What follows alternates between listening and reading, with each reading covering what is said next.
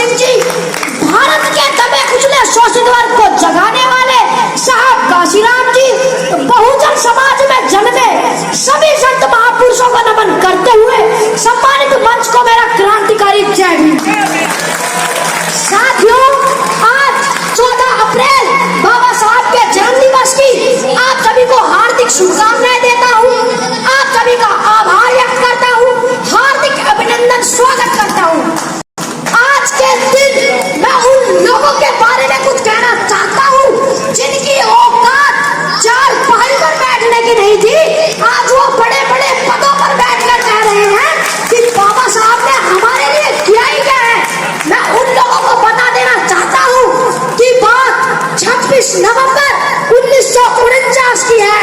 26 नवंबर 1949 को बाबा साहब ने इस देश का संविधान बनाकर तैयार किया और जब बाबा साहब संविधान को लेकर संसद भवन में पेश कर वापस आ रहे थे, तब वहां पर एक महापुरुष थे जिनका नाम था आचार्य कृपाली जी। आचार्य कृपाली जी ने पूछा, अरे अम्बेडकर, आज आप इतने खुशनजर क्यों आ रहे हो?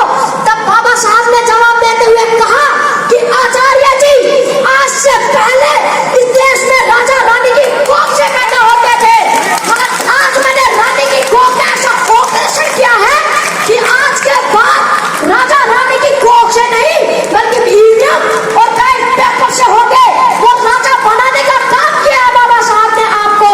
बाबा साहब ने आपके लिए अपनी 4 संतानें कुर्बान कर दी और आप कहते हैं कि बाबा साहब ने हमारे लिए किया ही क्या है। नींदें अपनी खोकर जगाया हमको, आंसू अपने गिराकर हंसाया हमको। ऐ मेरे दोस्त, मत भूल उस